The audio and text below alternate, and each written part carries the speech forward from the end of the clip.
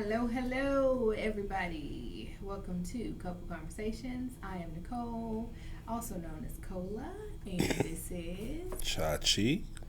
Welcome. Thank you guys for being here with us today. We are discussing disagreements and the dumbest disagreement or dumbest argument, right? Why are you looking at me strange right now? Dang, what we talking about? What did we just talk about? Weren't that? So, what did we talk about? Go ahead, keep going. We were discussing the dumbest argument that you've ever had. Okay, cool. You said disagreements though. I, You know, I'm tracking. it's a synonym. Oh, well, like an antonym, but okay, cool. The point is, sometimes you don't always agree, and it's okay, right? But sometimes you don't agree and have disagreements or arguments or fights and brawls and everything in between over something that in hindsight you kind of look back on it and you was like, that was so dumb. Why would we fight over that?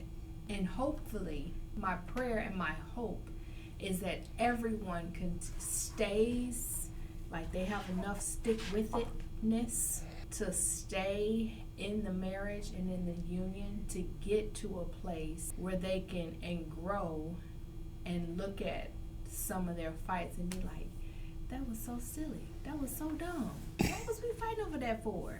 You know what I mean? Like, that is my prayer, that everybody can make it to the other side where they can look back and reflect and be like, that didn't make no sense, that was literally like the enemy after our marriage, because we shouldn't even fight over something so dumb. You know what I mean? Mm-hmm. So, what would you say? What would you say is something that we fought over or fought about that, looking back on it, it was like, that was so crazy? Fighting over somebody's problems that we made our problems. It didn't have anything to do with us. Like other people's stuff. Like Like it's not even literally. our stuff, it's they stuff. It's they stuff. It just got attached to us like a cancer or something. You got to cut it out. Yeah. Like we were discussing somebody else's stuff. You just discussing, just talking about it, and then their problems became our problems, and we had nothing to do with it. Were we like taking sides? Because we probably do that too. Yeah.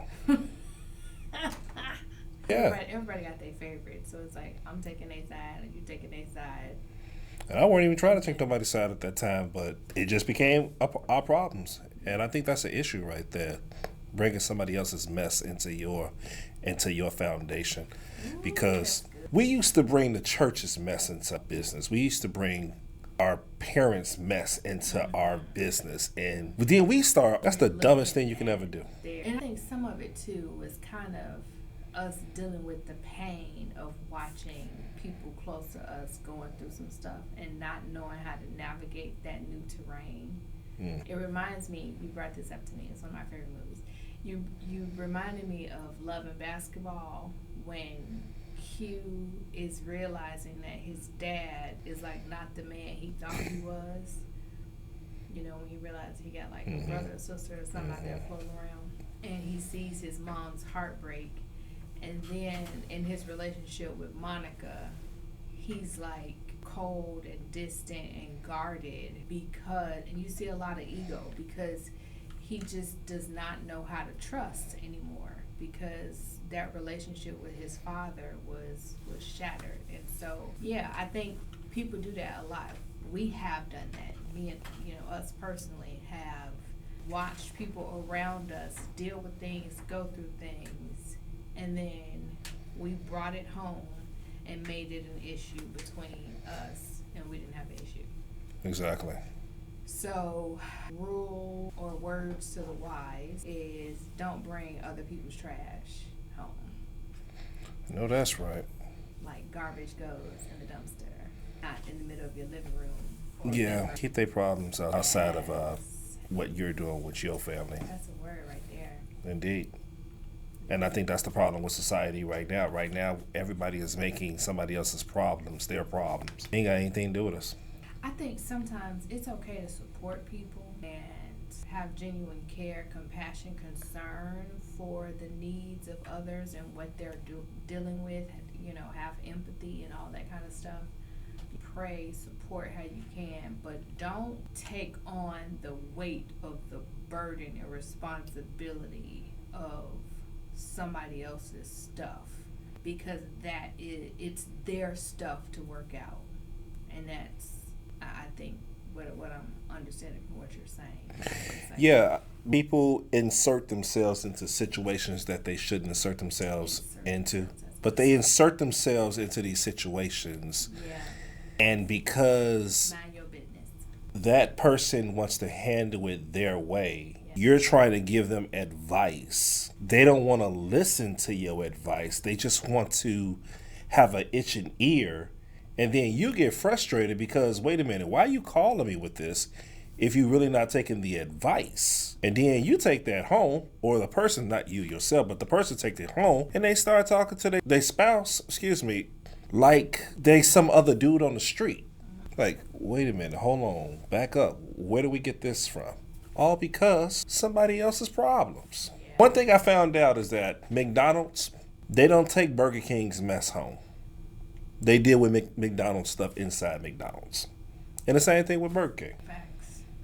So how come people can't mind their own business? I mean, I understand we neighbors, but guess what? That don't mean that we all in the same house together. And the reality is every relationship is different, Mhm. right? Like, there should be core foundations to any relationship, like respect and trust and honor, integrity, those type of things. But for the most part, what may work with us in our household, how we joke, how we banter, how we laugh, how we spend quality time, how we spend our money and share our resources, may be different than what works well for another couple. And I think the worst thing you can do is kind of compare how somebody else does something and how it works in their household and try to fit that mold for your household, because I feel Yeah, like can't do there's it. a DNA to marriage. It is. You know, It is. and our DNA, of course, the core identities and attributes are to make sure we honor God and to be Christ-like and to resemble what He has for a marriage.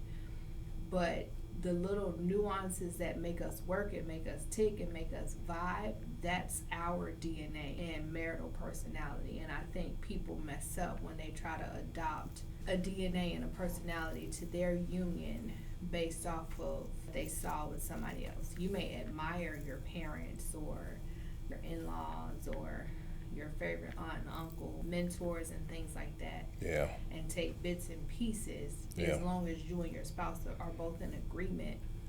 But what God has designed for your marriage, for your union, and for you all to achieve and attain and build, Mhm. it's going to be unique to, Absolutely. just like your DNA or your fingerprint.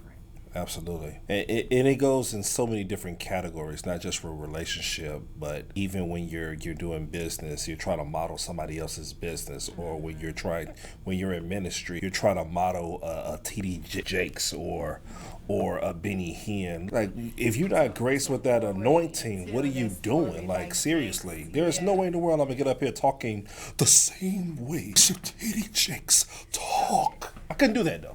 That ain't gonna work. No, I gotta go ahead and actually apostolic destroy matters instead of telling the stories of the criteria. So with that being said, I'm different. We're different. Everybody else is different. Let's work that difference together. I like it. Yeah, I think we've had some silly arguments over the years. Yeah. Yeah. Looking back on it, it's Yeah. crazy. We're fighting over somebody else's fight. Yeah. Interesting. Till next time. See y'all later.